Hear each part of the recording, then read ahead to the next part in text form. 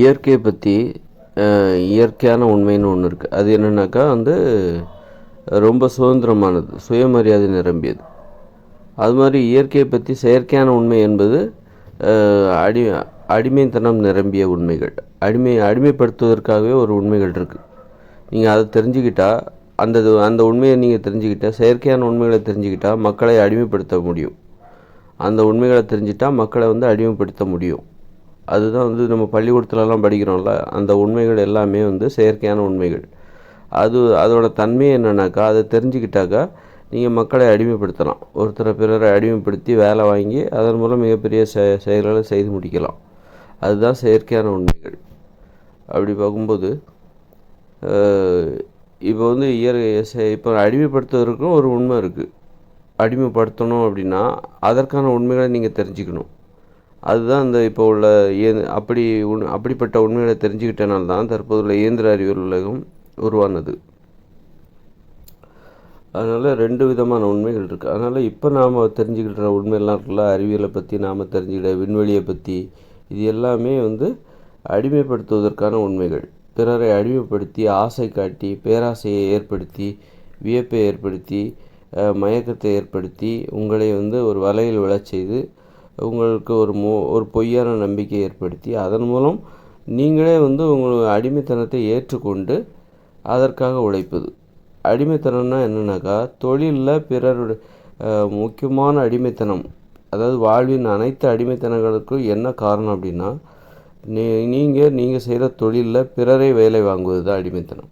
அது மாதிரி உங்களை மற்றவங்க வேலை வாங்குறாங்கன்னு வச்சுக்கோங்க. நீங்கள் இன்னொருத்தரோட நிர்வாகத்தின் கீழ் பிறரால் வேலை வாங்கப்படுகிறீர்கள், அல்லது நீங்கள் பிறரை வேலை வாங்குறீங்க. இதுதான் அடிமைத்தனம், தொழில் அடிமைத்தனம். இந்த அடிமைத்தனம் தான் வாழ்வின் அனைத்து அடிமைத்தனத்துக்கும் காரணம். ஆணாதிக்கம், பெண் அடிமைத்தனம், இது எல்லாத்துக்குமே இந்த தொழிலில் நிலவுகிற அடிமைத்தனம் தான் காரணம். தொழிலில் இயற்கை விதிமுறைப்படி நம்ம தனியாக தான் வேலை பார்க்கணும். மற்றவங்க கீழே வேலை பார்க்கக்கூடாது. நமக்கு கீழேயும் மற்றவங்கள நாம் வேலை வாங்கக்கூடாது. அதுதான் தொழில் நடைமுறை, தொழில் செய்யக்கூடிய நடைமுறை, இயற்கையான நடைமுறை. இயற்கை விதிமுறைப்படி ஒரு தொழில் என்பது சுதந்திரமாக செய்யக்கூடியது. நம்ம யாருக்கிடேருந்து நம்ம வேலை செய்ய வேண்டிய அவசியம் இல்லை. நமக்கிடையே நம்ம யாரையும் வச்சுக்கிட்டு வேலை வாங்கக்கூடாது. அதுதான் தொழில் செய்வதற்கான இயற்கையான நடைமுறை. அப்படி நம்ம இருந்தால், நமக்கிட நம்ம யாரையுமே வச்சுக்கல, நாமளும் யாருக்கிடையுமே இல்லைன்னா, நாமளும் யாரையுமே வேலை வாங்கலைன்னா, இந்த மாதிரி ஒரு இயந்திர அறிவியல் உலகத்தையே உருவாக்கியிருக்க முடியாது. ஏன்னா இந்த இயந்திர அறிவியல் உலகத்தை உருவாக்க வேண்டுமென்றால் நாம் பிறரை வேலை வாங்கியாக வேண்டும், பிறரை அடிமைப்படுத்தியாக வேண்டும். அதுதான் இயந்திர அறிவியல் உலகின் அப்போ தான் இயந்திர அறிவியல் உலகை உங்களால் உருவாக்க முடியும். அதுதான் செயற்கையான உண்மை. அப்போ பிறரை வேலை வாங்கணும் அப்படின்னா அதற்கான உண்மைகள் தேவை. பிறரை அடிமைப்படுத்தணும், அப்போ அதற்கான உண்மைகள் நமக்கு தேவை. பிறரை அடிமைப்படுத்த வேண்டும், பிறரை வேலை வாங்க வேண்டும். அப்போ அந்த அதற்குன்னு ஒரு உண்மை இருக்குது, அதான் செயற்கையான உண்மை. அந்த உண்மைகளை நீங்கள் தெரிஞ்சுக்கிட்டிங்கன்னா பிறரை அடிமைப்படுத்தலாம், பிறரும் அடிமையாகிடுவாங்க. பிறர் அவங்கள அடிமைப்படுத்த வேண்டிய அவசியம் இல்லை, அவங்களே அடிமைத்தனத்தை ஏற்றுக்கொள்வார்கள். என்னை அடிமைப்படுத்து என்று அவர்களே சொல்லுவாங்க. இப்போ தொழிலில் நாம் போயிட்டு இன்னொருத்தர் நிர்வாகத்துக்கிட்ட வேலை பார்க்குறோமே, நாம் விரும்பி தானே போகிறோம். யாரும் நீ எனக்கு கீழே வேலை பார்க்கணும் அப்படின்னு சொல்லி உங்களை யாரும் கட்டாயப்படுத்தலை. எல்லாருமே விரும்பி தான் அந்த அடிமைத்தனத்தை ஏற்றுக்கொண்டார்கள். தொழிலுங்கிறது என்னென்னாக்கா, யாரும் யாருக்கிடையும் வேலை பார்க்கக்கூடாது. அதுதான் உண்மையான தொழில். தனித்தனியாக தொழில் செய்ய வேண்டும். தனித்தனியாக செய்யணுன்னா என்ன தொழிலில் செய்ய முடியும்? விவசாயம் தான் செய்ய முடியும். அதுவும் இந்த நெல் கோதுமை விளைய வைக்கிற விவசாயம் கிடையாது. தானியங்களையும் கோதுமைகளையும் விளைவிக்கிற விவசாயம் கிடையாது. காய்கறிகள், பழங்கள் தருகிற மரங்கள், செடிகள், கொடிகள், இதை விவசாயம் செய்கிற விவசாயம். இதுதான் இயற்கையான விவசாயம். இந்த விவசாயத்தை செய்கிறதுக்கு நிறைய பேர் தேவையில்லை, ஒருத்தரே போதும். ஒவ்வொருத்தரும் தனித்தனி நிலத்தில் விவசாயம் செய்யணும். இதுதான் இயற்கை விதிமுறை. தொழில் அந்த விவசாயம்னாலே அதான் தொழில்னாலே விவசாயம் மட்டும்தான், வேறு எதுவுமே தொழில் கிடையாது. அப்போ அந்த தொழிலை செய்கிறதுக்கு நீங்கள் தனித்தனியாக வேலை செஞ்சாலே போதும். உங்களுக்கு நிறைய பேர் தேவையில்லை, இன்னொருத்தரோட உதவி தேவையில்லை. அப்போ இன்னொருத்தரோட உதவி உங்களுக்கு தேவை அப்படின்னா அப்படின்னா எந்த தொழிலுக்கு தேவைன்னா, இந்த இயந்திர அறிவியல் உலகில் நம்ம செய்கிறோம்ல, டாக்டர் ஆகணும், இன்ஜினியர் ஆகணும், அல்லது கலெக்டர் ஆகணும், எம்எல்ஏ ஆகணும், அல்லது வந்து மெக்கானிக் ஆகணும், விஞ்ஞானி ஆகணும், இந்த மாதிரியான வேலைகளுக்கு எல்லாத்துக்குமே நம்ம இன்னொருத்தர் கீழே இருந்து வேலை பார்க்கணும், அல்லது நம்ம இன்னொருத்தரை வேலை வாங்கணும். பலரோட சேர்ந்து ஒற்றுமையாக செய்யக்கூடியது இதெல்லாம். நீங்கள் வந்து ஒரு நிர்வாகத்தின் கீழே 100 பேர் 1000 பேர் நின்று செய்கிற வேலைகள்லாம் இதெல்லாம். அல்லது உங்களுக்கு கீழே நிறைய பேர் இருப்பாங்க, நீங்கள் இன்னொருத்தருக்கு கீழே இருப்பீங்க. இந்த மாதிரியான தன்மை கொண்ட இதுதான் அடிமைத்தனம். தொழிலில் வந்து நீங்கள் தனித்தனியாக செய்யணும், உங்களை யாரும் வேலை கூடாது. பாருங்கள், இப்போ பார்த்தீங்கன்னா சின்ன வயசு பசங்க கூட பெரிய நிறைய படிச்சிட்டோன்னு சொல்லிட்டு உயர் பதவிக்கு போயிடுவாங்க. தன்னோட வயசு அதிகமானவங்களே வேலை வாங்குவாங்க. அப்போ அடிமைத்தனம் என்பது இதுதான். சுயமரியாதையே அதில் கிடையாது. அதில் வந்து உங்கள் திறமைக்கு தான் மரியாதை. நீங்கள் படிச்சிருப்பீங்க, அல்லது நல்ல கல்வி, நல்ல திறமை இருக்கும், உங்கள்கிட்ட திறமையை வளர்த்துருப்பீங்க, அதற்கு தான் அங்கே மரியாதை தவிர உங்கள் வயசுக்கு மரியாதையே கிடையாது. அதனால தான் அதை வந்து நம்ம அடிமைத்தனம்னு சொல்கிறோம். அதனால தான் வந்து நம்ம அதை வந்து அடிமைத்தனம் அப்படின்னு நான் சொல்கிறோம். சுயமரியாதை இருக்குது. அடிமைத்தனங்கிறது அதில் சுயமரியாதை கிடையாது. உயரத்தில் இருக்கிறவங்க கீழே வருவாங்க, கீழே இருக்கிறவங்க மேலே போவாங்க. இந்த மாதிரியான ஒரு இது நடைமுறை கொண்டது. அதனால் வந்து தொழில் என்பது இந்த அடிமைத்தனம் இருக்குல்ல. அப்போ இந்த அடிமைத்தனத்தை வந்து யாரும் உங்களை நிர்பந்திக்கலை, நீ வந்து எனக்கு கீழே வேலை பார்க்கணும் அப்படின்னு உங்களை யாருமே நிர்பந்திக்கலை, கட்டாயப்படுத்தலை. எல்லாருமே அவங்களாவே வந்து முன் வந்து வராங்க. நான் கலெக்டர் ஆகணும், அல்லது இன்ஜினியர் ஆகணும், அல்லது ஏதாவது ஒரு வேலையில் சேரணும், அல்லது நான் அரசு வேலையில் சேரணும், அல்லது ஏதாவது தனியார் கம்பெனியில் வேலை செய்யணும், ஏதாவது ஒரு வேலை இருந்தால் சொல்லுங்கள் அப்படின்னு தான் எல்லாருமே தான் தேடி தேடி போகிறாங்க. பார்த்தீங்களா? இப்போது ஒரு செயற்கையான உண்மை அப்படின்னா என்னன்னு நான் இப்போ அதான் சொல்லிட்டேன். இயற்கையான உண்மைன்னா என்னன்னாக்கா, ஒரு தொழில் செய்வதற்கான இயற்கையான உண்மை அப்படின்னா, இயற்கையை பற்றிய இயற்கையான உண்மை என்பது உங்களை சுதந்திரமாக வாழ வைக்கும். நீங்கள் செய்கிற தொழிலில் நீங்கள் மட்டும்தான் செய்வீங்க. நீங்கள் யாருக்கிடையும் வேலை பார்க்க மாட்டீங்க, உங்களுக்கிடையே யாரையும் வேலை செய்ய முடியாது. அதுதான் வந்து இந்த விவசாய தொழில். அதுவும் விவசாய தொழிலில் நீங்கள் நெல், கோதுமை இந்த மாதிரி அறுவடை பண்ணுறது இதெல்லாம் பண்ணிங்கனாக்கா அதுக்கும் நீங்கள் 4 பேர்த்த வேலை வாங்கி ஆகணும். களை பறிக்கணும், அது பறிக்கணும், இதை பறிக்கணும்னு சொல்லிட்டு நாற்று நடணும், கதிரை இருக்கணும். இதெல்லாம் ரொம்ப கஷ்டமான விவசாயம். அதை நீங்கள் தனியாக செய்ய முடியாது. அதுக்கு 4 பேர் வேணும். அப்போ தனியாக செய்ய முடிகிற அளவுக்கு விவசாயத்தை மாற்றணும்.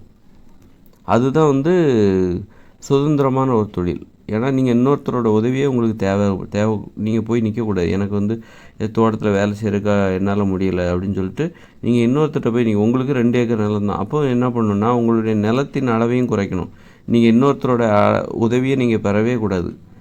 நீங்கள் தனித்து நின்று உங்கள் வேலை செய்யணும். அப்படின்னா அப்போ நம்ம என்ன பண்ணணும் அப்படின்னா, உங்கள் நிலத்தின் அளவு, நீங்கள் விவசாயம் செய்வதற்கு உங்களுக்காக கொடுக்கப்பட்டுள்ள நிலத்தின் அளவை முதல்ல குறைக்கணும். அந்த நிலத்தின் அளவு தான் 2 ஏக்கர் நிலம். ஏன்னா அவருக்கு தேவையான உணவு அதிலேருந்து அவர் உற்பத்தி செஞ்சுக்கணும். முடியுமா அப்படிங்கிறது வந்து ரொம்ப முடியாதுங்கிறது தான் சொல்லணும். அதே நேரத்தில் அதை எப்படி சாத்தியமாக்குறீங்க? உங்கள் 2 ஏக்கர் நிலம் கொடுக்குறாங்க, அது ஒரு சவாலான விஷயம். ஒவ்வொருத்தருக்கும் 2 ஏக்கர், அதிலேருந்து நீங்கள் தினசரி உணவுகளை நீங்கள் பெற்றுக்கொள்ள வேண்டும். இது ரொம்ப சவாலான விஷயம். சவாலாக இருந்தால் தான் நம்ம வந்து அதை வந்து அதுக்காக ஒருத்தருக்கு நம்ம 10 ஏக்கர் 15 ஏக்கர் கொடுக்க முடியுமா? அப்படி கொடுத்தா அதில் வந்து அவர் விவசாயம் பண்ணுறதுக்கே நாள் முழுதும் உழைச்சாகணும். அதை அவரால் பராமரிக்கவும் முடியாது, பாதுகாக்கவும் முடியாது.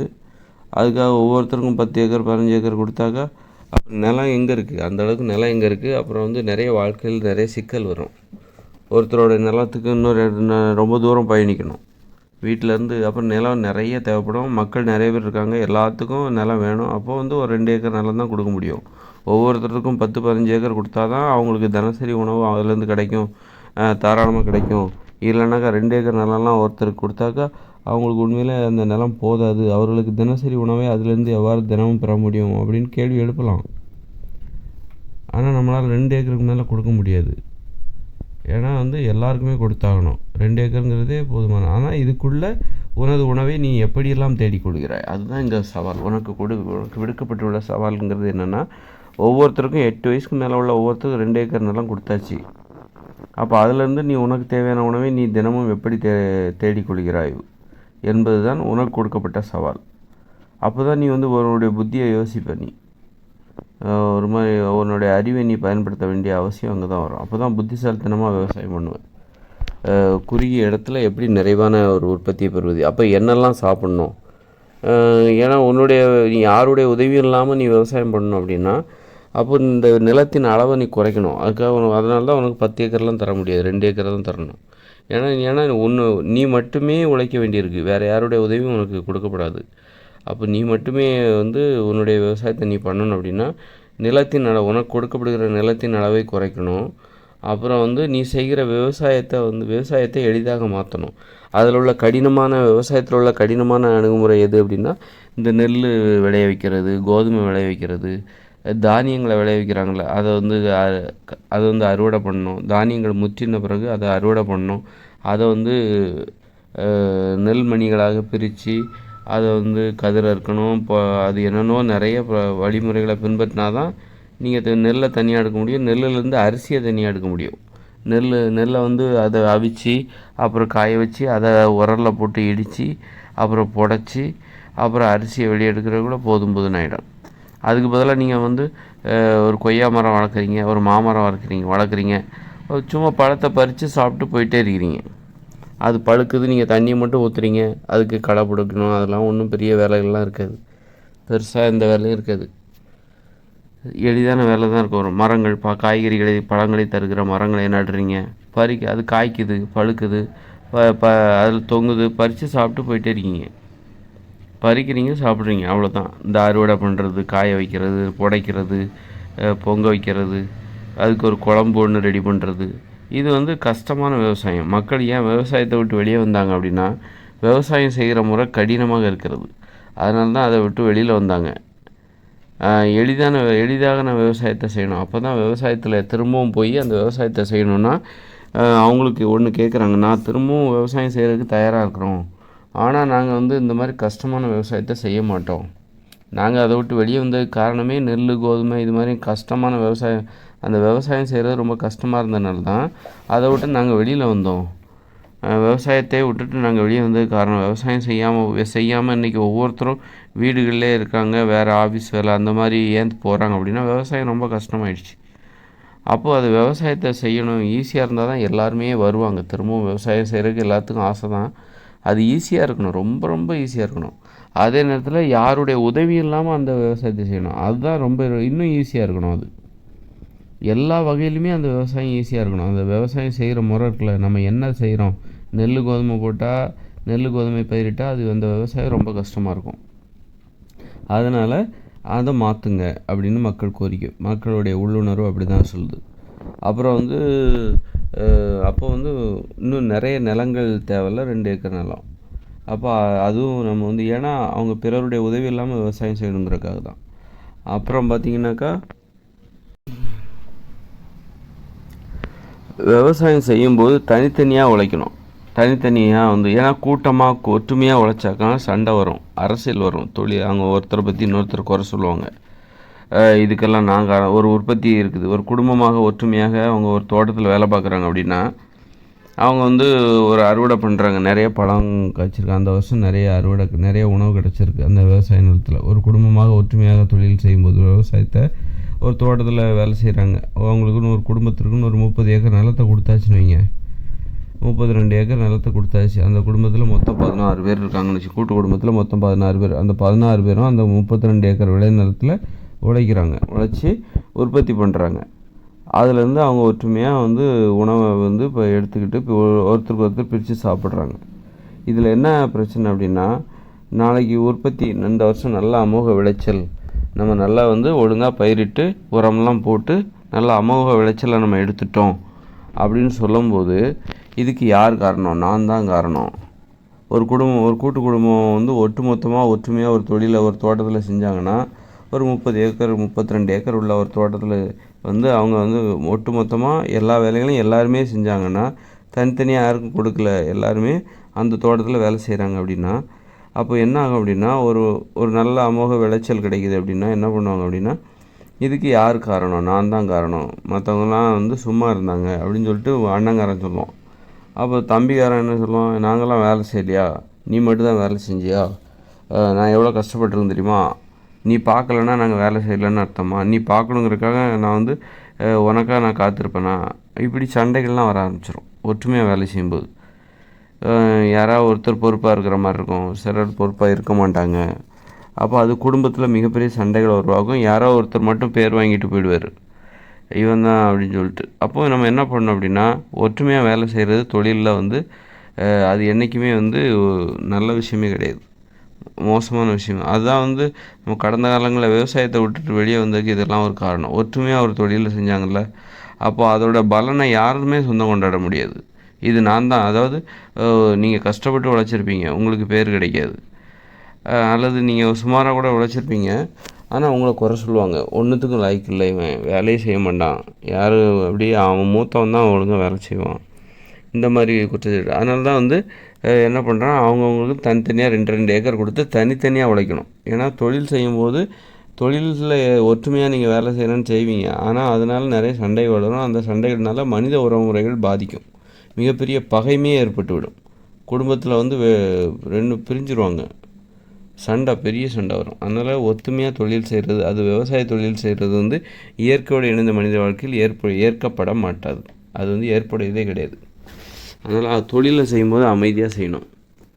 அதுக்கு தான் வந்து தொழிலை வந்து எல்லாருக்குமே தனித்தனியாக 8 வயசுக்கு மேலே ஆயிடுச்சா அவனுக்கு தனியாக 2 ஏக்கர் நிலம் கொடுத்துரும் ஒவ்வொருத்தருக்கும்.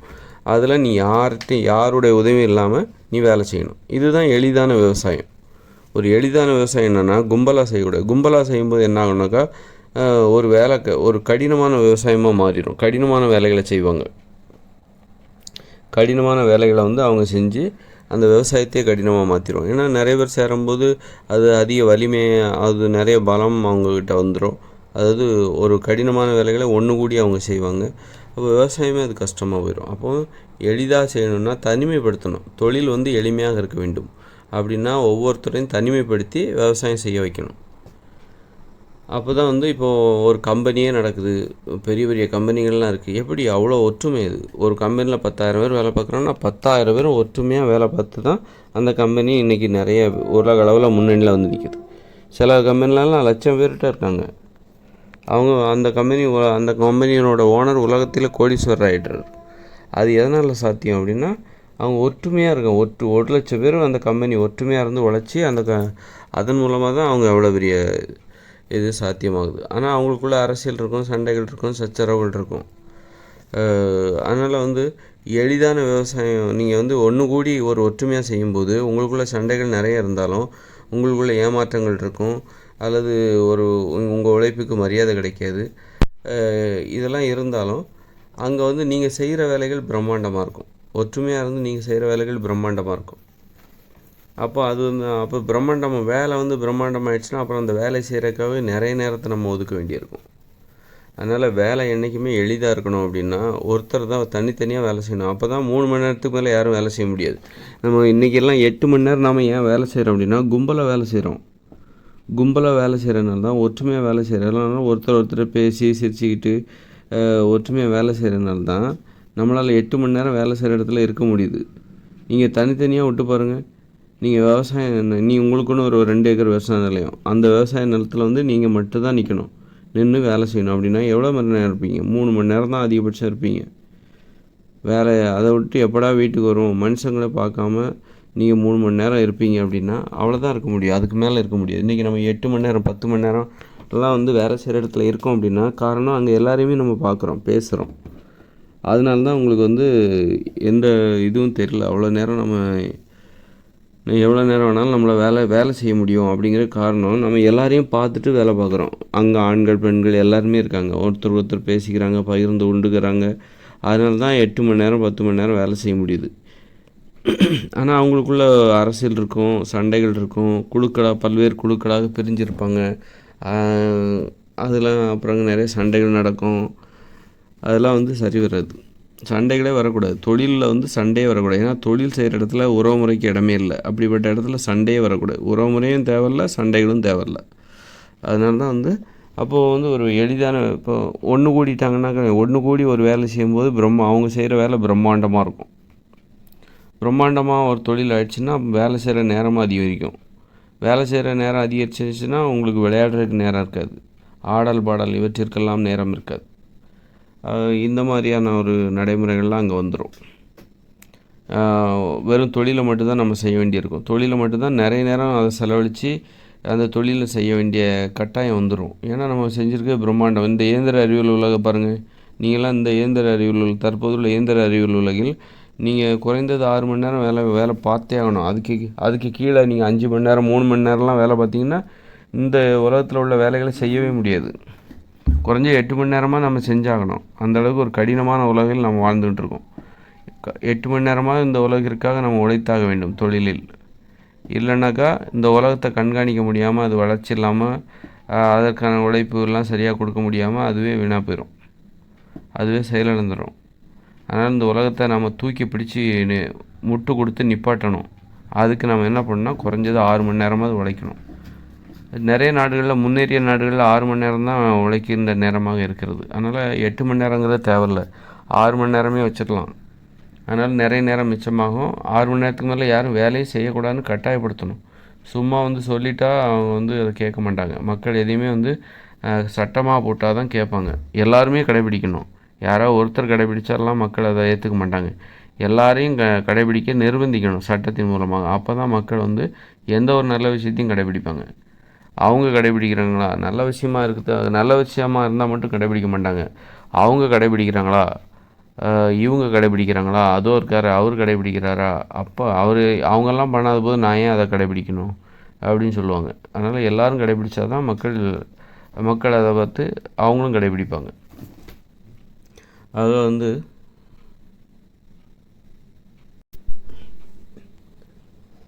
அதனால் 6 மணி நேரம் மட்டுமே நம்ம தொழில் செஞ்சால் போதும் அப்படின்னு சொல்லிட்டு சட்டம் போட்டு கட்டாயப்படுத்தினா மட்டும்தான் அது நடைமுறைக்கு வரும்.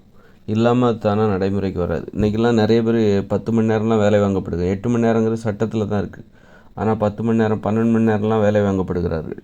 வாரம் 2 நாள் லீவு கொடுக்கணும். ஆனால் ஒருத்தர் அது மாதிரி நிறைய பிரச்சனை இருக்குது. அதனால் இந்த இயந்திர அறிவியல் உலகம் என்பது அடிமைப்படுத்துவதற்கான ஒன்று. இந்த இயந்திர நம்ம அறிவியல் தானே, ஏன் அறிவியலும் நல்லா வளர்ச்சி அடையுது, ஏன் மூட நம்பிக்கைகளும் அதுக்கு போட்டி போட்டுக்கிட்டு வளர்ச்சி அடையுது அப்படின்னு நமக்கு ஒரு சந்தேகம் எல்லாத்துக்குமே இருக்குது.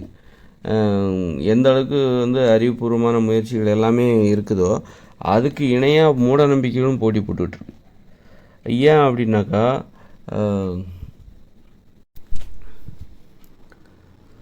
நாம் அறிவியல்னு நம்பிக்கிட்டு இருக்கோம் பாருங்கள், அதெல்லாம் செயற்கையான அறிவியல். அதாவது இந்த அறிவியல் மக்களை அடிமைப்படுத்தும். அதுதான் கரெக்டாக பிடிச்சிட்டு. இந்த அறிவியல் மக்களை அடிமைப்படுத்துகிற அறிவியல். நாம் இப்போ பயன்படுத்துகிற அறிவியல் இருக்குல்ல, இது மக்களை விரும்பி அடிமைப்படுத்தும். அந்த அடிமைத்தனத்தை மக்களை ஏற்றுப்பாங்க. நான் அப்படி ஆக போகிறேன், இப்படி ஆக போகிறேன், டாக்டர் ஆக போகிறேன்னா, டாக்டர் என்ன தனியாக ஒரு கிளினிக்கில் இருப்பார், ஒரு மருத்துவமனை ஆரம்பிக்கணும், அவருக்கு கீழே ஒரு செவிலியர் இருப்பாங்க, அல்லது அவருக்கு மேலே ஒரு மருத்துவர் இருப்பார்.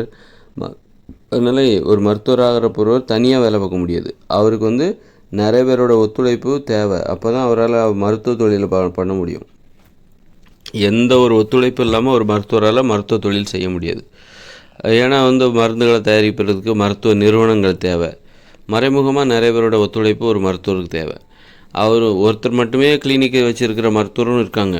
ஆனால் அவர் கொடுக்குற மருந்துகள் எங்கேயோ ஒரு தொழிற்சாலையிலேருந்து உற்பத்தி செஞ்சு நிறைய தொழிலாளர்களோட உழைப்பில் தானே. அது மாதிரி மருத்துவ உபகரணங்கள் யாரோ ஒருத்தர் உற்பத்தி செஞ்சு வருது. அதனால் யாருடைய உதவியும் இல்லாமல் ஒரு தொழிலை இந்த உலகத்தில் செய்யவே முடியாது. இந்த இயந்திர அறிவியல் உலகில் செய்யவே முடியாது. அதனால் இந்த இயந்திர அறிவியல் உலகம் பிறரை தொழிலில் பிறரை சார்ந்திருக்கு. அதுதான் அடிமைத்தனம். தொழிலில் நம்ம பிறரை சார்ந்திருக்கவே கூடாது, எக்காரணம் கொண்டு சார்ந்திருக்கவே கூடாது. இப்போ இயற்கையோடு இணைந்த மனித வாழ்க்கையில் பாருங்கள், அவங்க எல்லாருமே தோட்டத்தில் 2 ஏக்கர், ஒவ்வொருத்தருக்கும் 8 வயசுக்கு மேலே உள்ள ஒவ்வொருத்தருக்கும் 2 ஏக்கர் நிலம் அவங்களுக்கு கொடுக்கப்படுது. அப்படின்னா அவங்க அதில் விவசாயம் பார்க்குறாங்க, அல்லது பழங்கள் காய்கறிகள் இதெல்லாம் உற்பத்தி செய்கிறாங்க. அப்போது அவங்க எந்த விதத்துலேயும் பிறரை சார்ந்தே இல்லை, எதற்காகவும் அவங்க பிறரை சார்ந்தே இல்லை. அவங்கள மட்டும்தான் சார்ந்திருக்கிறாங்க. அவங்களுக்கு அவங்க தான் முதலாளி, அவங்க தான் தொழிலாளி. அதனால் இதுதான் அடிமைத்தனமே இல்லை பாருங்கள். எக்காரணம் கொண்டு ஏதாவது ஒரு காரணம் சொல்ல முடியுமா? ஏன்னா அங்கே இயற்கையோடு இணைந்த மனித வாழ்க்கையில் உலோகங்கள், நீங்கள் மண்வெட்டி செய்கிற இடம் எதுவுமே கிடையாது. இங்கேருந்து நாம் எடுத்துகிட்டு போகிற மண்வெட்டி தான் கடப்பாறை. அங்கே யாரும் செய்கிறவங்க கடப்பாறை செய்து அப்போ நம்ம விவசாய நிலத்தில் அவங்க உழைக்கிறாங்களே மண்வெட்டி, அப்போ கடப்பாறை யூஸ் பண்ணுறாங்களே, அப்புறம் மண்வெட்டி, அப்புறம் வேறு அரிவா அது மாதிரியான உபகரணங்களெல்லாம் உபயோகப்படுத்துகிறாங்களா. அப்போ அது யாரோ ஒருத்தர் செஞ்சு தானே அவங்களுக்கு கொடுக்கணும். அப்படின்னு நீங்கள் நினைக்கலாம். ஆனால் அதை செய்கிறதுக்கு இயற்கையோடு இணைந்த மனித வாழ்க்கையில் அங்கே ஆட்களே இல்லை. 2040 பிறகு வரப்போகிற இயற்கையோடு இணைந்த மனித வாழ்க்கையில் விவசாய கருவிகளை செய்வதற்கு அங்கே ஆளே கிடையாது. அதனால் அந்த கருவிகளை உற்பத்தி செய்வதற்கு அங்கே யாருமே இல்லை. ஏன்னா பணம் என்கிற நடைமுறை இல்லை. அதை உற்பத்தி செஞ்சு என்ன பண்ணுவாங்க? நீங்கள் விற்கவும் முடியாது. ஏன்னா பணம் என்னும் நடைமுறை இல்லை. தங்கறதுக்கும் மதிப்பு கிடையாது. இப்படி இருக்கும்போது அங்கே நீங்கள் எதற்காகவும் நீங்கள் பிறரை சார்ந்தே இருக்க வேண்டிய அவசியம் இல்லை. தொழிலில் மட்டும்தான். ஒரு குடும்பம்னு வந்தால் நீங்கள் மற்றவங்கள சார்ந்து தான் இருக்கணும். நீங்கள் திருமண வாழ்க்கை அது ஒரு பெண்ணை சார்ந்திருந்தால் தான் உனக்கு மனைவி தேவை, அப்புறம் கணவன் தேவை, ஒரு பெண்ணுக்கு கணவன் தேவை, அப்புறம் பிள்ளைகள் வருவாங்க. இப்படி ஒருத்தர் சார்ந்திருப்பது என்பது குடும்ப வாழ்க்கை. ஆனால் தொழிலில் நீங்கள் மற்றவங்கள சார்ந்தே இருக்கக்கூடாது. அப்படி இருந்தீங்கன்னா அது அடிமைத்தனம். அதற்கு பேர் தான் அடிமைத்தனம். நீங்கள் மற்றவங்களை சார்ந்து, அதாவது மரியாதையாக நடத்தப்பட்டாலும் அது அடிமைத்தனம் தான். ஏன்னா தொழில் என்றால் அது தனித்து செய்வது தான். இயற்கை விதிமுறைப்படி தொழில் மட்டும்தான் தனித்து செய்யக்கூடியது. அப்படி இருக்கும்போது யாருடைய உதவியும் இல்லாமல் நீங்கள் தொழில் செய்யணும். பிறருடைய உதவி, பிறரது நிர்வாகத்திற்கு கீழே இருக்கக்கூடாது. உங்களுக்கு கீழே யாரையும் வச்சிக்கக்கூடாது. உங்களுக்கு நீங்கள் தான் தொழிலாளி, உங்களுக்கு நீங்கள் தான் முதலாளி. அப்படி இன்னும் சொல்லப்போனால் ஆடு மாடுகளை நிலத்தை உழுவுறதுக்காக பயன்படுத்துகிறாங்களா, அதை கூட பண்ணக்கூடாது. நிலத்தை உழுவதற்காக நிலத்தை உழ வேண்டிய அவசியம் இயற்கையோடு இணைந்த மனித வாழ்க்கையில் தேவையில்லை 2040 பிறகு. ஏன்னா அவங்க ஒன்றும் நெல், கோதுமை, கேழ்வரகு இதை போய் அவங்க விளைய வைக்க போகிறதில்ல. அவங்க விளைவிக்க போகிறதுன்னா காய்கறிகள், பழங்கள், கிழங்குகள், கீரைகள், பயிர்கள், பருப்பு வகைகள், இந்த மாதிரி உணவு. அப்புறம் 2 மாடு வளர்ப்பாங்க. மாடு வளர்க்குறது வேறு, ஆனால் மாட்டை பயன்படுத்தி நிலத்தை உழுவது என்பது வேறு. மாடை வளர்க்குறாங்க, தீனியை போடுறாங்க, அது வளருது, அதுலேருந்து பாலை கறக்குறாங்க, அது என்பது வேறு. ஆனால் அதே நேரத்தில் அந்த மாட்டை பயன்படுத்தி நீங்கள் உழவு செய்கிறீர்கள், நிலத்தை உழுகிறீர்கள் என்பது வேறு.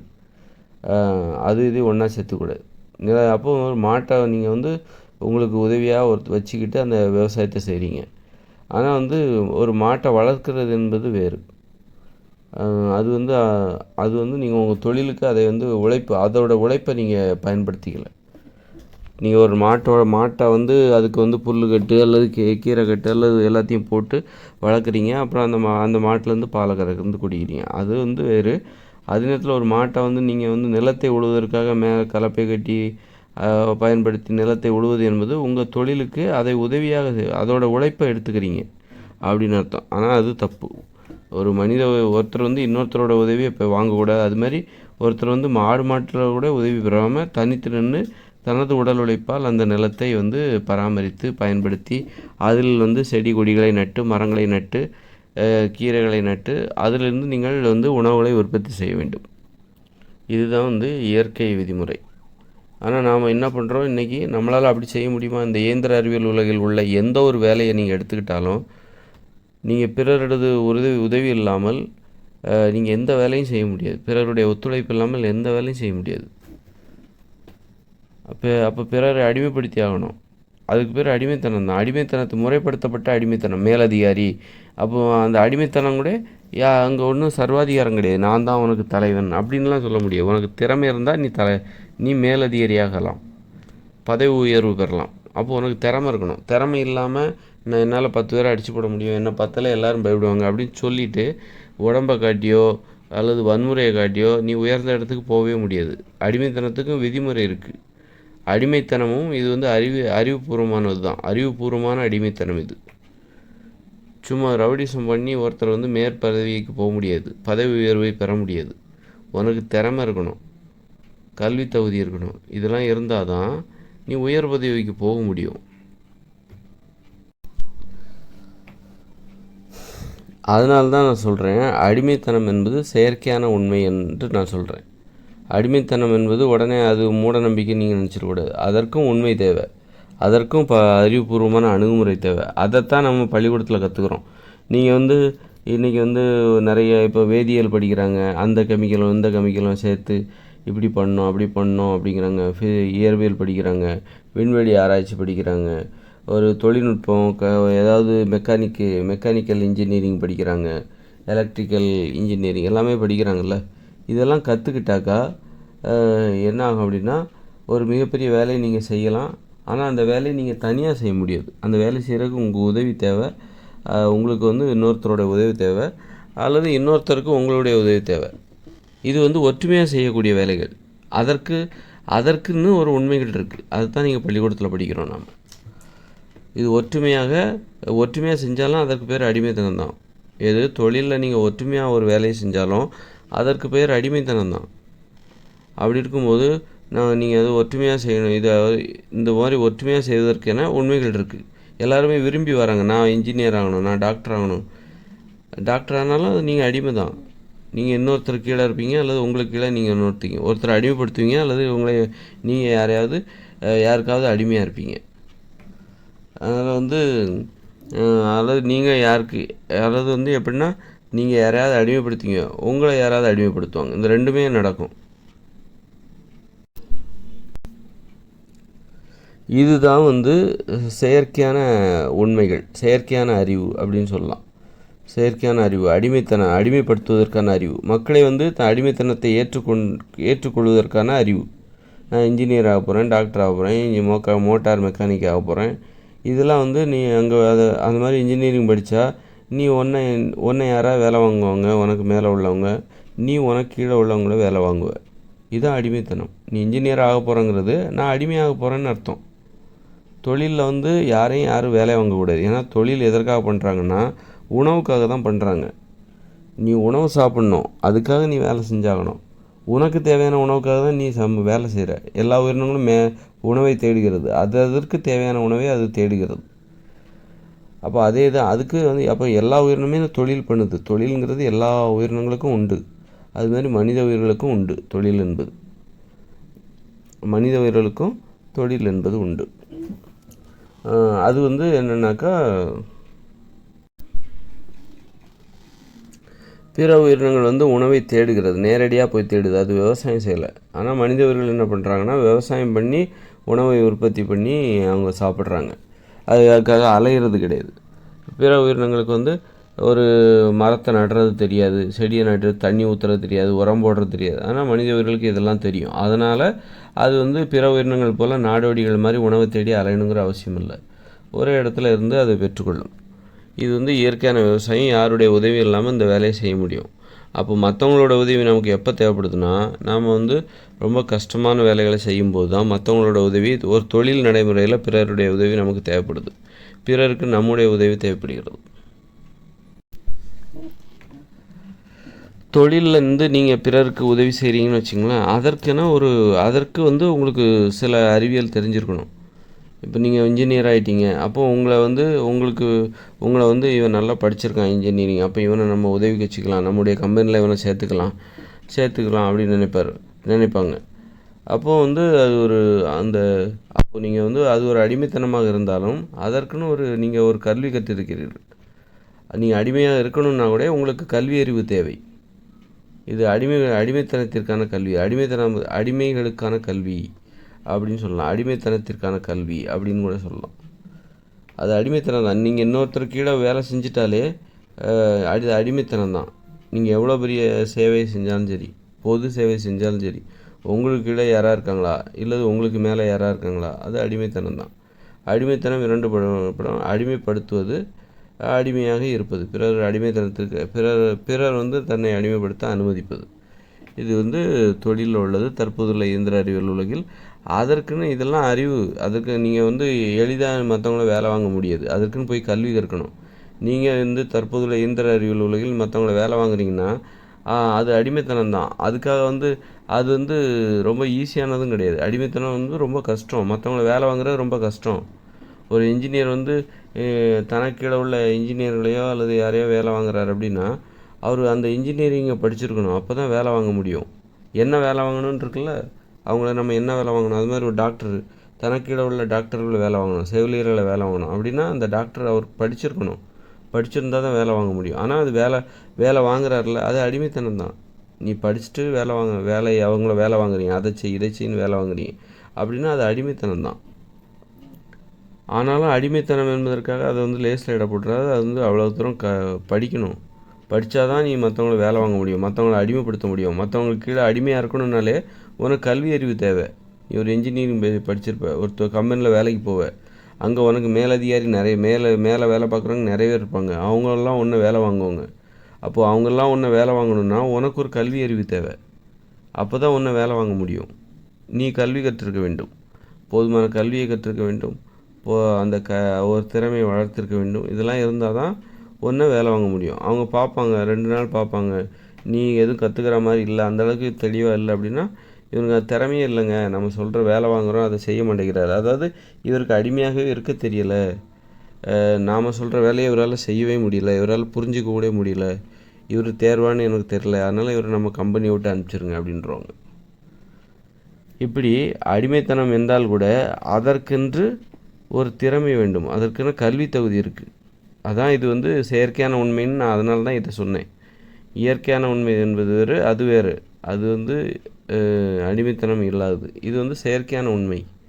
அதனால் அடிமைத்தனம் அடிமைத்தனம்னா உடனே குறைச்சிட போட்டுறாதீங்க. நீங்கள் மற்றவங்களுக்கு அடிமையாக இருக்கிறதுக்கு நீங்கள் கல்வி கற்க வேண்டும். எல்லாரையும் நீங்கள் வேலை வாங்க முடியும். பள்ளிக்கூடத்துக்கு போகாத ஒருத்தரை வந்து எப்படி வேலை வாங்க முடியும்? ஒரு இன்ஜினியர் வந்து எப்படி வேலை வாங்குவார்? அதனால் வந்து பள்ளிக்கூடத்துக்கு போய் கல்வி கற்று நான் திறமையானவன், மற்றவங்களுக்கு நான் உதவியாக இருப்பேன், மற்றவங்களுக்கு அடிமையாக நான் இருப்பேன், அந்த அளவுக்கு எனக்கு திறமை இருக்குது, அந்த அளவுக்கு நான் நல்லா படிச்சிருக்கேன், அதுக்கு தான் சர்டிஃபிகேட்லாம் காட்டுவாங்க. இவர் நல்ல அடிமையாக வேலை செய்வாரா அல்லது நல்ல வேலை வாங்குவாரா? 2மே செய்யணும். வேலையும் வாங்கணும், வேலையும் செய்யணும். அடிமையாகவும் இருக்கணும், பிறரது அடிமைத்தனத்திற்கு உட்பட்டு அவர்களுக்கு ஏவுகிற வேலைகளையும் செய்யணும். இந்த மாதிரி செய்யணும், பிறரை வேலை வாங்கவும் செய்யணும். இதுதான் வந்து அடிமைத்தனம். இந்த 2மே தெரிஞ்சுக்கணுன்னா நீங்கள் அதற்கு தான் போய் கல்வி இருக்கிறீங்க, பாடம் படிக்கிறீங்க. பாடம் படித்து அப்புறம் மேற்படிப்பு படித்து அப்புறம் அது சம்மந்தமான ஒரு தொழிலை செய்யும்போது உங்களுக்கு வந்து எப்படி வேலை வாங்கணும், மற்றவங்க வேலை வாங்கும்போது அதை எப்படி செஞ்சு கொடுக்கணும் அப்படிங்கிற அறிவு உங்களுக்கு எப்படி வருது? கல்வி அறிவு மூலமாக தான் வருது.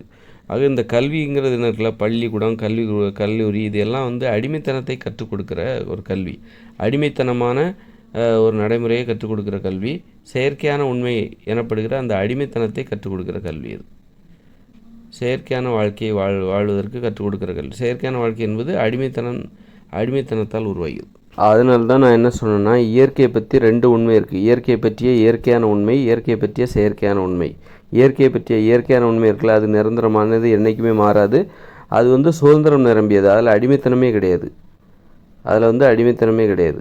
தொழிலில் வந்து நீங்கள் யாரையும் அடிமைப்படுத்த முடியாது, யாருக்கு நீங்கள் அடிமையாக மாட்டீங்க. அந்த மாதிரியே ஒரு தொழில் நடைமுறையை கொண்டது. அது வந்து விவசாயம், எளிதான விவசாயம். யாருக்கு கீழேயும் வேலை பார்க்கக்கூடாது, நீங்களும் யாரையும் வேலை வாங்கக்கூடாது. ஆனால் வந்து செயற்கையான உண்மை அப்படின்னா, இயற்கையை பற்றிய செயற்கையான உண்மை என்பது அடிமைப்படுத்துவதற்கான உண்மை. அது உங்களை அடிமைப்படுத்தும், நீங்கள் மற்றவங்களை அடிமைப்படுத்துவீங்க. அப்படிப்பட்டது தான். அப்போ அந்த உண்மைகளை நீங்கள் தெரிஞ்சுக்கிட்டிங்கன்னா மற்றவங்கள நீங்கள் அடிமைப்படுத்துவீங்க, மற்றவங்களும் உங்களை அடிமைப்படுத்துவாங்க. அந்த உண்மைகளை நீங்கள் தெரிஞ்சுக்கிட்டிங்கன்னா, அந்த உண்மைகளை அதுக்காக தான் தெரிஞ்சுப்பாங்க, மற்றவங்களை அடிமைப்படுத்தணும். நீங்கள் டாக்டர் ஆகணும், இன்ஜினியர் ஆகணும், விஞ்ஞானி ஆகணும்னா நீங்கள் உங்களுக்கு கீழே நிறைய பேர் வேலை வாங்கணும், அடிமைப்படுத்தணும். அப்போ அந்த தொழில்நுட்பத்தை கற்றுக்கிட்டால் தான் நீங்கள் வந்து உங்களால் அடிமைப்படுத்த முடியும். அதற்கான கல்வி தான் நம்ம பள்ளிக்கூடத்துலலாம் கற்றுக்குறோம். கல்லூரிகள், பல்கலைக்கழகங்கள், இது எல்லாமே இதில் உள்ள உண்மை எதுவும் உண்மை தான். ஆனால் இந்த உண்மைகள் எல்லாமே அடிமைத்தனத்தில் நீங்கள் தேர்ச்சி பெறுவதற்கான கல்வி முறை இதெல்லாம். நீங்கள் அந்த விஷயத்தை கற்றுக்கிட்டிங்கன்னா நாளைக்கு ஒருத்தரை வேலை வாங்கலாம், ஒருத்தரை அடிமைப்படுத்தலாம், அல்லது உங்களையும் 4 பேர் அடிமைப்படுத்தலாம். உங்களை நல்ல விஷயம் தெரிஞ்ச ஒருத்தர், நீங்கள் படித்த அந்த துறையில் நல்ல உங்களை விட விஷயம் தெரிஞ்ச ஒருத்தர் நாளைக்கு உங்களை அடிமைப்படுத்துவார். நீங்கள் அவருக்கு வந்து உதவியாக இருப்பீங்க, அவருடைய அடிமைத்தனத்தை ஏற்றுக்கொண்டு அவருக்கு ஒரு சிறப்பான அடிமையாக இருப்பீங்க. அதனால் வந்து உண்மைகளில் அதனால தான் வந்து இந்த அடிமைத்தனங்கிறது வந்து ஒரு அது வந்து ஒரு நல்ல விஷயமே கிடையாது. ஏன்னா நீங்கள் வந்து ஒரு 50 வயசு இருப்பீங்க, ஆனால் உங்களை விட ஒருத்தர் நல்லா படிச்சுட்டு வந்துட்டு அவர் வயசு 30 தான் இருக்கும், அவர் உங்களை வேலை வாங்கிட்டு இருப்பார். அதை செய்யுங்க, இதை செய்யுங்க அப்படின்னு சொல்லிட்டு அவர் வேலை வாங்குவார். உங்கள் வயசுக்கு மரியாதையே கிடையாது, சுயமரியாதையே இழக்க வேண்டியவர் இருக்கும். நீங்கள் வந்து இந்த மாதிரி இயந்திர அறிவில் அடிமைத்தனமான அந்த நடைமுறை, அடிமைத்தனமான அறிவை, அடிமைத்தனம் பற்றிய அந்த கல்வியை கற்றுக்கொண்டால் இயற்கையை பற்றிய அந்த செயற்கையான உண்மை அதை கற்றுக்கிட்டிங்கன்னா உங்களுக்கு சுயமரியாதை இருக்காது. அப்படின்னா இந்த உண்மை என்பது மூட நம்பிக்கை. இது வந்து உங்களுக்கு மகிழ்ச்சியை கொடுக்கும்னு நீங்கள் நினைக்கிறீங்களா? இதெல்லாம் ஒரு மூடத்தனமான நம்பிக்கை. இது நிரந்தரமே கிடையாது. அதனால தான் இது செயற்கையான உண்மை, இது செயற்கையான அறிவு. அதனால் இது நிரந்தரமே கிடையாது. செயற்கையானது என்றைக்குமே நிரந்தரம் கிடையாது, தற்காலிகமானது தான். அதனால தான் ஏன் இந்த உலகத்தில் இவ்வளோ அறிவியல் கண்டுபிடிப்புகள் இருந்தும் ஏன் மக்கள் மூட நம்பிக்கையில் இருக்காங்க? மூட நம்பிக்கைகள் அறிவியலோடு ஏன் போட்டி போட்டு முன்னேறுகிறது? அறிவியலுக்கும் மூட நம்பிக்கையும் போட்டி போட்டு அது என்ன போட்டி அப்படின்னா, அறிவியல் மூட நம்பிக்கை ஒன்றும் பண்ண போகிறதில்ல. மூட நம்பிக்கையும் அறிவியலை ஒன்றும் பண்ண போகிறதில்ல. மூட நம்பிக்கை தன்னை வளர்த்துக்கொள்ள அறிவியலின் துணையோடு தன்னை வளர்த்து கொள்கிறது, அவ்வளோதான். போட்டியெல்லாம் கிடையாதுங்க. மூட நம்பிக்கை என்பது தன்னை வளர்த்துக்கொள்ள அறிவியலின் துணையை தேடுகிறது. இப்போ ஒரு ஒரு கோயில் இருக்குது அப்படின்னா, அதை கட்டணுன்னா அதுக்கு கட்டிடங்கள் தேவை, கட்டிடக்கலை நிபுணர்கள், பொறியியல் அந்த இன்ஜினியர் தேவை. அவர் ரொம்ப அந்த அறிவியல் முறைப்படி தான் அவர் அந்த தொழில்நுட்பம் பொறியியல் பொறியியலுக்கான அந்த அறிவியல் தொழில்நுட்பத்தை அடிப்படையாக கொண்டு தான் அவர் அந்த கோயிலே கட்டுவார். அதில் மின் விளக்குகள்லாம் போடுவார். அதெல்லாம் அறிவியல் தானே. அப்போ அறிவியலின் துணை இல்லாமல் இது வளர முடியாது. இந்த மூட நம்பிக்கைகள் ஃபஸ்ட்டு என்ன நினச்சாங்கனாக்கா, அறிவியல் வந்துருச்சு, இனிமேல் மூட நம்பிக்கைகள் அவ்வளோதான், காலி பண்ணிவிடுவாங்க அப்படின்னு நினச்சாங்க. அப்புறம் பார்த்தா தெரிஞ்சுது, இந்த அறிவியல் இருக்குல்ல, அறிவியலோட தேவை மூடநம்பிக்கைக்கு தேவையாக இருந்தது. மூட நம்பிக்கைகள் தன்னை வளர்த்து கொள்ள அறிவியல் தேவைப்பட்டது. அறிவியலும் என்ன பண்ணிடுச்சு, தன்னை நிரூபிக்க அல்லது தன்னை வளர்த்து கொள்ள பணத்தை சம்பாதிப்பதற்கு மூட நம்பிக்கைகளையும் எடுத்துக்கிச்சு. ரெண்டு பேருக்கும் ஒரே நோக்கம்தான். இந்த மூட நம்பிக்கைகளுக்கும் அறிவியலுக்கும் ஒரே நோக்கம்தான், என்னென்னா பணத்தை சம்பாதிக்கணும். மற்றபடி அறிவியலுக்கு இந்த செயற்கையான அறிவியல் இருக்குல்ல, அடிமைத்தன அறிவியல் நான் சொன்னேன்ல, இந்த அறிவியலுக்கு மூட நம்பிக்கைகளை ஒழிக்கணுங்கிற நோக்கம்லாம் கிடையாது. இந்த அறிவியலுக்கு பணத்தை சம்பாதிக்கணும். பணத்தை சம்பாதிப்பதற்காகவே உருவாக்கப்பட்ட அறிவியல் இது. இந்த செயற்கையான அறிவியல் இருக்குல்ல, செயற்கையான உண்மைகள், இது பணத்தை சம்பாதிப்பதற்காகவே உருவாக்கப்பட்டது. மூட நம்பிக்கைகளுக்கும் அதான் நோக்கம். மூட நம்பிக்கைகளுக்கும் பணத்தை சம்பாதிப்பது தான் நோக்கம். அதனால தான் நம்ம ரெண்டு பேர்த்துக்கும் ஒரே நோக்கம்தான். அதனால் நாம் ஏன் சண்டை போடணும் அப்படின்னு சொல்லிட்டு மூட நம்பிக்கைகளும் அறிவியலும் பேசிக்கிச்சு. அந்த செயற்கையான அறிவியல், அடிமைத்தனமான அறிவியல் ரெண்டும் பேசி நம்ம ஏன் சண்டை போடணும்? உனக்கு என்ன தேவை? பணம் தேவை, எனக்கும் பணம் தான் தேவை. இப்போ மூட நம்பிக்கைகளான உன்னை வளர்த்துக்கொள்ள அறிவியலை நீ பயன்படுத்திக்கொள், அதன் மூலம் நீ பணத்தை சம்பாதிக்கலாம் அப்படின்னு சொல்லிட்டு அறிவியல் மூட நம்பிக்கைகிட்ட சொல்லுது. ரொம்ப உதவிப்பா, உன்னுடைய உதவி இருக்கிறனால என்னால் மூட நம்பிக்கைகளை எளிதாக பரப்ப முடியுது அப்படின்னு சொல்லிட்டு மூட நம்பிக்கைகளும் அறிவியலுக்கு விசுவாசமாக இருக்கிறது. அதனால் ரெண்டு பேருக்குமே பணம் தான் முக்கியம். அதனால தான் அறிவியலும் மூட நம்பிக்கைகளும் நண்பர்களாகிவிட்டார்கள். அறிவியலின் நோக்கம் மூட நம்பிக்கைகளை ஒழிப்பதில்லை, பணத்தை சம்பாதிப்பது. அதனால் தான் இந்த இயந்திர அறிவியல் உலகில் அறிவியலும் மூட நம்பிக்கையும் சண்டை போடாமல் ஒருத்தருக்கு உதவி செஞ்சு மூட நம்பிக்கையும் வளர்ந்துட்டுருக்கு, அறிவியலும் வளர்ந்துட்டுருக்கு. அப்போ எங்கே மூட நம்பிக்கைகளுக்கு அறிவியல் எதிரானதுன்னா, பணம் எனும் நடைமுறையே இல்லாத இயற்கையோடு இணைந்த மனித வாழ்க்கையில் மூட நம்பிக்கைகளுக்கு எதிரானது என்னது அப்படின்னா, அங்கே உள்ள அறிவு தான். ஏன்னா அந்த அறிவை வச்சு அவங்க பேசுவதற்காக தான் அந்த அறிவை பயன்படுத்துவாங்க.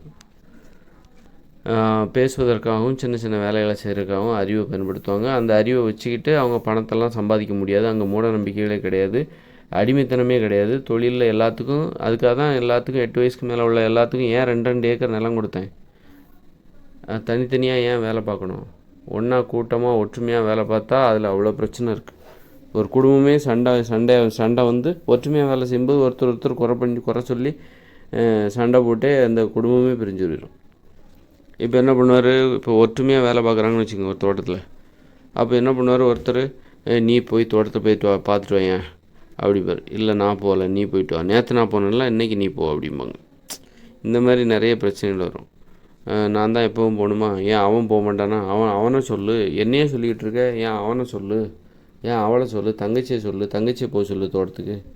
அவள் வேலைக்கே வர மாட்டேங்கிறா, 2 நாள் உடம்பு சரியில்லைன்னு வீட்டிலே உட்காந்துக்கிறா. இந்த மாதிரி சண்டைகள்லாம் வந்துடும். அதனால தான் அவங்கவுங்களுக்கும் தனித்தனிலாம் கொடுக்கப்பட்டு அதில் நீ உழைச்சிக்கோ, உனக்கு தேவையான உணவை நீ உற்பத்தி செய்து கொள். ஒன்றா கூட்டமாக ஒரு தோட்டத்தில் ஒரு கூட்டு குடும்பமே ஒன்றா சேர்ந்து உழைச்சதுன்னா நிறைய சண்டைகள் வரும். தொடர்ந்து அவங்களால ஒற்றுமையாக இருக்க முடியாது. பெரிய பெரிய சண்டையாக, பெரிய பகையை உருவாயிடும், குடும்பமே பிரிஞ்சிடும். அதனால் குடும்ப அமைப்பை பாதுகாக்கணும், உறவு முறையை நம்ம பாதுகாக்கணும். உறவு முறை உறவு முறையை டிஸ்டர்ப் பண்ணுற மாதிரி எந்த நடைமுறையும் வச்சுக்கக்கூடாது தொழிலில். அதனால தான் தனித்தனியாக வேலை இங்கே உனக்கு ஆளுக்கு 2 ஏக்கர் நிலம் கொடுத்து தனித்தனியாக நீ வேலை பாரு. அதற்கேற்றார் போன்று ஒரு விவசாயத்தை எளிதாக மாற்றிக்கொள் அப்படின்னு அதான் நான் சொன்னது காரணம். இது வந்து சுதந்திரமான உண்மை. இங்கே வந்து அடிமைத்தனமே கிடையாது. மற்றபடி குடும்ப வாழ்க்கையில் அடிமைத்தனம், ஒரு கணவன் மனைவிக்கு மனைவி கணவன், இது அன்பை அடிப்படையாக கொண்ட அடிமைத்தனம். ஆனால் வந்து தொழிலில் வந்து அவங்க மாமனா மச்சானா ஆனால் அவங்க நம்மளை வேலை வாங்குவாங்க. இப்போ வந்து தொழிலில் வந்து பார்த்திங்கன்னா நம்மளை வேலை வாங்குவாங்க. நமது மேலதிகாரிகள் நம்மளை வேலை வாங்குவாங்க, கோவப்படுவாங்க. ஏன் ஒழுங்காக வேலை செய்யலை அப்படிம்பாங்க. அவங்க வந்து நம்ம என்ன சொந்தக்காரங்களா, அப்பாவா, தாத்தாவா அல்லது அம்மாவா, யாருமே கிடையாது. ஆனால் வந்து நம்ம மேலதிகாரி அப்படின்னு சொல்லிட்டு அவங்க நம்மளை வந்து கோவப்படுவாங்க, திட்டுவாங்க. எவ்வளோ பெரிய அசிங்கம் இல்லை. நீங்கள் வேலை பார்க்குற இடத்துல அவங்க யாருன்னே தெரியாது. அண்ணனும் கிடையாது, அப்பாவும் கிடையாது, மாமாவும் கிடையாது, தாத்தாவும் கிடையாது, அல்லது அக்காவும் கிடையாது, அம்மாவும் கிடையாது. ஆனால் அவங்க வந்து நமது மேலதிகாரி என்ற ஒரே காரணத்திற்காக நம்ம ஒழுங்காக வேலை செய்யாத போது நம்மளை திட்டுவார்கள், நம்ம இது கோவப்படுவார்கள். அப்போது அடிக்கலாம் செய்வாங்க. இதெல்லாம் வந்து சில இடங்களில் இன்னும் நடக்குது. ஒழுங்காக வேலை செய்யலைன்னா அடிப்பாங்க. ஆனால் அவங்களுக்கு நம்மக்கிட்ட ஏதாவது உரிமை இருக்கா? அப்பாவா, அண்ணனா? எந்த உரிமையும் இல்லை. அப்படி இருக்கும்போது அவங்க அடிப்பாங்க, திட்டுவாங்க. இந்த மாதிரி வந்து நடைமுறைகள்லாம் கடந்த காலங்களில் இருந்திருக்கு, இப்போவும் இருக்குது. இதெல்லாம் வந்து அடிமைத்தனமான நடைமுறை. அதனால் வந்து இங்கே வந்து மரியாதையே கிடையாது. தொழிலில் வந்து உங்களுக்கு அவங்க வந்து யாருன்னே கிடையாது, உங்கள் உறவினர் கிடையாது, அப்பா கிடையாது, ஆனால் அவர் திட்டுவார் உங்களை. இந்த மாதிரி அவமானங்கள் நிரம்பியது தான் அடிமைத்தனம். ஆனால் அடிமைத்தனம்னு சொல்லிட்டு நீங்கள் அதை வந்து அடிமைத்தனங்கிறது அறிவுபூர்வமான அடிமைத்தனத்தை தெரிந்து கொள்ள வேண்டும். நீங்கள் இன்னொருத்தருக்கு அடிமையாக இருந்து ஒரு வேலையை செய்யணும் அப்படின்னா, நீங்கள் டாக்டருக்கு அவருக்கு கீழே வேலை பார்க்குற செவிலியர் வந்து ஒரு அடிமை தான், டாக்டரோட அடிமை. செவிலியருக்கு கீழே வேலை பார்க்குற துப்புரவு பணியாளர் ஒரு அடிமை தான். ஆனால் ஒரு செவிலியராக வேலை செய்வதற்கு நீங்கள் படிச்சிருக்கணும். நீங்கள் செவிலியர் என்பது அடிமைத்தனம் என்றால் கூட நீங்கள் செவிலியராக வேலை பார்க்குறதுக்கு நீங்கள் படிச்சிருக்கணும். அதுமாதிரி மருத்துவர்லேயே வந்து தலைமை மருத்துவர்லாம் இருப்பாங்க, அறுவை சிகிச்சை மருத்துவர்லாம் இருப்பாங்க. அதுலேயே நிறைய வருஷம் இருக்கும். கூடுதல் பெரியவங்க சின்னவங்கள்லாம் இருப்பாங்க, திறமை அதிகமானவர்கள் பெரியவங்க அப்படின்லாம் இருக்கும். அப்போது நீங்கள் அங்கேயும் வந்து உங்களுக்கு மேலே மருத்துவர்கள் இருப்பாங்க. அவரு சொல்கிற வேலையை செய்கிறதுக்கு நீங்கள் அதுக்கு செய்கிறீங்கன்னா அப்படின்னா அதுக்கு என்ன காரணம்னா, சின்ன வயசுலேருந்து நீங்கள் படிச்சிருக்கீங்க. அது சின்ன வயசுலேருந்து படிச்சிருக்கீங்க. அப்புறம் வந்து கல்லூரியில் போய் படிச்சிருக்கீங்க. அப்புறம் மருத்துவம் படிச்சிருக்கீங்க. இப்படியெல்லாம் படித்தனால தான் உங்களை வந்து ஒருத்தர் வேலை வாங்க முடியாது. உங்களுக்கு வேலை வாங்க முடிகிறது. உங்களை விட ஒரு மிகப்பெரிய மருத்துவர் வந்து உங்களை வேலை வாங்க அதனால தான் முடிகிறது. ஆக அடிமைத்தனம் என்றால் அது அடிமைத்தனமாக இருந்தால் கூட, அந்த அடிமைத்தனத்தில் வந்து சுயமரியாதை இல்லை என்றால் கூட, சுதந்திரம் என்பது இல்லை என்றால் கூட, சர்வாதிகாரம் அங்கு இருந்தால் கூட, அது அறிவுபூர்வமானது. அதை கற்றுக்கிட்டால் தான் அதை நீங்கள் பண்ண முடியும். அது சாதாரணமானது கிடையாது. முறைப்படி கற்றுக்கணும், கஷ்டப்படணும். அப்போ தான் அந்த அடிமைத்தனத்தை நீங்கள் கடைபிடிக்க முடியும்.